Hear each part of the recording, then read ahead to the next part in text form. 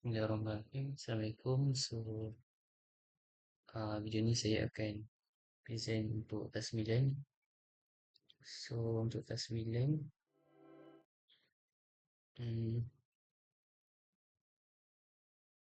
so ini saya punya course untuk projek ini.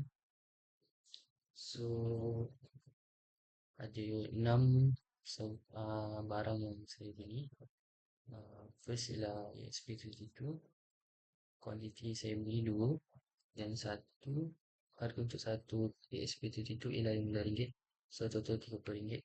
So, next 330 ohm resistor. Saya beli 3 dan harga untuk satu resistor adalah 3%. So, total 9%. So, next ialah jumper wire. Saya beli jumper wire lebih 5. Satu harga untuk jumper wire ialah 5%. So, total RM2.5. Next seterusnya ialah LED 5mm. Kuantiti saya beli 3. So, untuk price untuk satu LED ialah 4%. So, total dah RM2.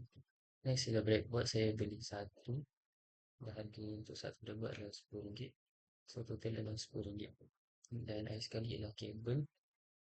Saya beli 2. Harga untuk satu kabel ialah RM4.5. So, total untuk harga kabel ialah RM9. So, dia dah totalkan ke 6 barang ini.